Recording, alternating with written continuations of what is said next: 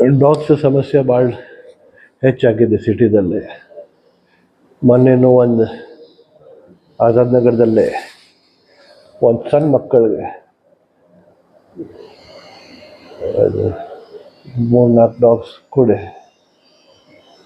ಅವ್ರಿಗೆ ಬೈಟ್ ಮಾಡಿದ್ದಾರೋ ಅದು ಲಕ್ಕೀಲಿ ಅಲ್ಲೇ ಪಾಸರ್ಸ್ ಬೈ ಅದು ಹಿಡ್ಕೊಂಡು ತೊಗೊಂಡ್ರು ಮಕ್ಕಳಿಗೆ. ನಿನ್ನೆ ನಾನು ಕಾರ್ಪೊರೇಷನ್ ಕಮಿಷನರ್ ಜೊತೆ ಮೀಟಿಂಗ್ ಮಾಡಿದ್ದೀನಿ. ಅದು ಭಾಗ್ಯವಾಡಿಯಲ್ಲಿ ಏನು ಡಾಗ್ ಶೆಲ್ಟರ್ ಆಗ್ತಾಯಿದೆ, ಅದು ಸಂಡೇ ತನಕ ರೆಡಿ ಆಗೋದು. ಮಂಡ್ಯದಿಂದ ಅಲ್ಲಿಂದ ಆಪರೇಷನಲ್ ಮಾಡ್ತೀವಿ. ನಾವು ಬೀದಿ ನಾಯಿಗಳ ಹಾವಳಿ ತಡೆಗಟ್ಟುವ ನಿಟ್ಟಿನಲ್ಲಿ ನಿನ್ನೆ ಮಾನ್ಯ ಜಿಲ್ಲಾಧಿಕಾರಿ ಅಧ್ಯಕ್ಷತೆಯಲ್ಲಿ ಕೂಡ ಒಂದು ಮೀಟಿಂಗ್ ನಡೀತು. ಇದರಲ್ಲಿ ಕೆಲವೊಂದು ಇನ್ಸ್ಟ್ರಕ್ಷನ್ಸ್ ಕೊಟ್ಟಿದ್ದಾರೆ.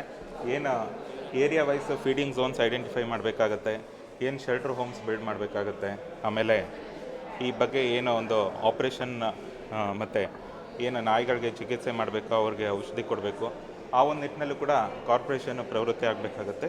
ಈ ಒಂದು ನಿಟ್ಟಿನಲ್ಲಿ ಈಗ ನಾವು ಆಲ್ರೆಡಿ ಕೆಲಸಗಳನ್ನ ಸ್ಟಾರ್ಟ್ ಮಾಡಿದ್ದೀವಿ. ಇನ್ನೂ ಕೂಡ ನಾವು ಮಾಡ್ತಾ ಇದ್ದೀವಿ. ಈಗ ಒಟ್ಟು ಒಂದು ನಾವು ರಫ್ ಎಸ್ಟಿಮೇಟ್ ಮಾಡಿರೋದ್ರ ಪ್ರಕಾರ ಎಲ್ಲ ಒಂದು ಇನ್ಸ್ಟಿಟ್ಯೂಷನ್ಸ್ನ ಐಡೆಂಟಿಫೈ ಮಾಡಿದ್ದೀವಿ. ಇನ್ಸ್ಟಿಟ್ಯೂಷನ್ಸ್ನಲ್ಲಿ ಒಂದು ನೋಡಲ್ ಅಧಿಕಾರಿಯನ್ನು ನೇಮಿಸಿ ಅವರ ಒಂದು ಮಾಹಿತಿಯನ್ನು ಪಡೆದುಕೊಂಡಿದ್ದೀವಿ.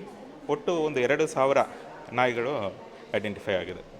ಈ ಬೀದಿ ನಾಯಿಗಳಿಗೆ ಊಟ ಹಾಕ್ತಾರಲ್ಲ ಸರ್, ಬೇರೆದವರೆಲ್ಲ ಅವ್ರಿಗೆ ಯಾಕೆ ಇದನ್ನು ಮಾಡ್ತಿಲ್ಲ ಅಂತೇಳಿ? ಯಾಕಂದ್ರೆ ಈಗ ನೀವು ಹೇಳಂತೀರಿ ನಾವು ರೆಡಿ ಮಾಡ್ತಿದ್ದೀವಿ, ಸೆಟ್ ಮಾಡ್ತಿದ್ದೀವಿ ಅಂದರೆ ಯಾವಾಗ ಸೆಟ್ ಮಾಡೋದು? ಸುಮಾರು 1 ವರ್ಷ 2 ವರ್ಷ ಆಯಿತು. ಸುಮಾರು ಜನರಿಗೆ ಕಳೆದಿದೆ. ನೀವು ಹೇಳ್ತೀರಿ, ನಾವು ಕೇಳ್ತೀವಿ, ಹೇಳ್ತೀವಿ, ಅದೇ ಆಗುತ್ತೆ. ನೀವು ಯಾವಾಗ ಇದನ್ನು ಮಾಡೋದು? ಓಡಾಡೋಕ್ಕಾಗ್ತಿಲ್ಲ ಇಲ್ಲೇ ಬೆಳಗಾವಿಯಲ್ಲಿ. ಹೌದು, ಯಾರು ರೆಸ್ಪಾನ್ಸ್ ಮಾಡ್ತಿಲ್ಲ. ಈ ಒಂದು ನಿಟ್ಟಿನಲ್ಲಿ ಈಗ ನಾವು ಆಲ್ರೆಡಿ ಬಂದ ತಕ್ಷಣ ಒಂದು ಜಾಗ ಏನು ಐಡೆಂಟಿಫೈ ಆಗಿದೆ, ಅಲ್ಲಿ ವರ್ಕ್ ಆರ್ಡರ್ ಕೊಟ್ಟು ಈಗ ಆಲ್ರೆಡಿ ವರ್ಕ್ ನಡೀತಾ ಇದೆ. ಆ ಒಂದು ವರ್ಕ್ನ ನಾವು ಫಾಸ್ಟಾಗಿ ಕಂಪ್ಲೀಟ್ ಮಾಡಿ ಒಂದು 2 ಮಂತ್ಸ್ ಒಳಗೆ ಕಂಪ್ಲೀಟ್ ಮಾಡೋದಾಗಿ DC ಸರ್ ಅಧ್ಯಕ್ಷತೆಯಲ್ಲಿ ನಿನ್ನೆ ಆಗಿರ್ತಕ್ಕಂಥ ಮೀಟಿಂಗಲ್ಲೂ ಕೂಡ ನಾವು ಇದ್ರ ಬಗ್ಗೆ ಡಿಸ್ಕಸ್ ಮಾಡ್ತಾ ಇದ್ದೀವಿ. ಅಲ್ಲಿವರೆಗೂ ಒಂದು ಟೆಂಪ್ರರಿ ಶೆಡ್ನ ಬಿಲ್ಡ್ ಮಾಡಿ ಎಲ್ಲ ಡಾಗ್ಸ್ನ ಐಡೆಂಟಿಫೈ ಮಾಡಿ ಅಲ್ಲಿ ಒಂದು ಅವಕ್ಕೆ ಚಿಕಿತ್ಸೆ ಕೊಟ್ಟು ಒಂದು ಮತ್ತೆ ಆ ಜಾಗದಲ್ಲಿ ಬಿಡೋ ಒಂದು ಕೆಲಸಗಳನ್ನ ಮಾಡ್ತಾ ಇದ್ದೀವಿ. ಸರ್, ನಿರಂತರವಾಗಿ ಇಲ್ಲೇ ಜೋಸಿ ಮಾಡೋದು ನಿರಂತರವಾಗಿ ಅಟ್ಯಾಕ್ ಮಾಡ್ತೀವಿ. ಅಲ್ಲಿ ಯಾರು ವಿಸಿಟ್ ಮಾಡಿದ್ರಿ? ಹೋಗಿದ್ರಿ? ನಿಮ್ಮ ಅಧಿಕಾರಿಗಳು ಹೋಗಿಲ್ಲ? ಯಾರು ಹೋಗಿದ್ರಿ? ಇಲ್ಲ. ಈಗ ಈ ಒಂದು ನಿಟ್ಟಿನಲ್ಲಿ ಏನು ನಮ್ಮ ಹೆಲ್ತ್ ಇನ್ಸ್ಪೆಕ್ಟರ್ಸ್ ಇರ್ತಾರೆ, ಆಮೇಲೆ ಹೆಲ್ತ್ ಸೆಕ್ಷನ್ ಏನಿದೆ ಕಾರ್ಪೊರೇಷನಲ್ಲಿ, ಈಗ ನಾವು ಆಲ್ರೆಡಿ ನಿನ್ನೆ ಕೂಡ ಈ ಮೀಟಿಂಗ್ ಆದ ತಕ್ಷಣ ಒಂದು ಸ್ಟ್ರಿಕ್ಟ್ ಇನ್ಫಾರ್ಮೇಷನ್ ಕೊಟ್ಟಿದ್ದೀವಿ, ಇನ್ಸ್ಟ್ರಕ್ಷನ್ಸ್ ಕೂಡ ಕೊಟ್ಟಿದ್ದೀವಿ. ಅವರೆಲ್ಲ ಅದನ್ನು ಇಮಿಡಿಯೇಟ್ಲಿ ಐಡೆಂಟಿಫೈ ಮಾಡಿ ಯಾವುದೊಂದು ನಾಯಿಗಳಿಗೆ ಒಂದು ಬಿಹೇವಿಯರ್ ಅಷ್ಟು ಇದಿರಲ್ಲ, ಅದನ್ನು ಇಮಿಡಿಯೇಟಾಗಿ ಒಂದು ಆಪ್ರೇಷನ್ ಮಾಡಿಸಿದಾಗ ಏನಾಗುತ್ತೆ, ಅದರದ್ದು ಒಂದು ಕ್ರೌರ್ಯ ಇದು ಕಡಿಮೆ ಆಗುತ್ತೆ. ಆ ಒಂದು ನಿಟ್ಟಿನಲ್ಲೂ ಕೂಡ ನಾವು ಕೆಲಸಗಳನ್ನ ಮಾಡ್ತಾ ಇದ್ದೀವಿ. ABC ಪ್ರೋಗ್ರಾಮಲ್ಲಿ ಇಲ್ಲಿವರೆಗೆ 5-6 ಆಗಲ್ಲ. ನಿಮ್ಮದು ದಿನಕ್ಕೆ 5-6 ABC ಪ್ರೋಗ್ರಾಮಲ್ಲಿ ಇದು ಮಾಡಲ್ಲ. ಆಯ್ತು, ನಾವು ಇದೊಂದು ಮಾಹಿತಿ ತಗೊಂಡು ನಾನು ನಿಮಗೆ ಕೊಡ್ತೇನೆ. ಈಗ ನಾವು ಕೂಡ ರೀಸೆಂಟಾಗಿ ಬಂದಿರತಕ್ಕಂಥದ್ದು ಇದನ್ನು ನಾನು ತಮಗೆ ಮಾಹಿತಿ ತೊಗೊಂಡು ಕೊಡ್ತೇನೆ. ಸರ್, ಈಗ ಪ್ರತಿ ವರ್ಷ ಬಜೆಟ್ನಲ್ಲಿ ಸಂತಾನಹರಣ ಚಿಕಿತ್ಸೆ ಅಂತ ಹೇಳ್ತಾರೆ. ಏನವರು ಚಿಕಿತ್ಸೆ ಯಾವಾಗ ಮಾಡ್ತಾರೆ ಅನ್ನೋದು ಗೊತ್ತಿಲ್ಲ. ಏನು ಚಿಕಿತ್ಸೆ ಮಾಡಿ ಆಪರೇಷನ್ ಫೇಲ್ ಆಗ್ತಾ ಇದೆಯಾ ಅಥವಾ ಏನು ಚಿಕಿತ್ಸೆನೇ ಮಾಡ್ತಾ ಇಲ್ಲ ಅಂತ ಅನುಮಾನ ಬರ್ತಾ ಇದೆ. ಅಷ್ಟೊಂದು ಬೀದಿ ನಾಯಿಗಳು ಮಕ್ಕಳು ಮನೆ ಬಿಟ್ಟು ಹೊರಗಡೆ ಜನರಿಗೆ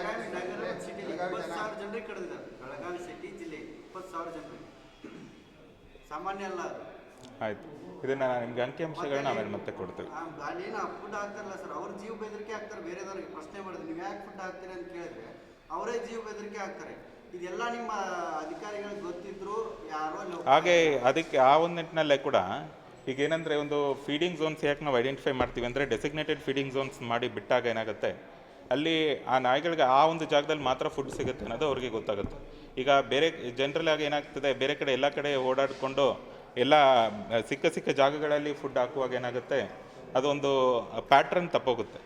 ಆ ಒಂದು ನಿಟ್ಟಿನಲ್ಲೂ ಕೂಡ ಈಗ ನಾವು ಕೆಲವೊಂದು ಕೆಲಸಗಳನ್ನ ಐಡೆಂಟಿಫೈ ಮಾಡ್ತಾ ಇದ್ವಿ, ಅದನ್ನೆಲ್ಲ ಮಾಡ್ತೀವಿ.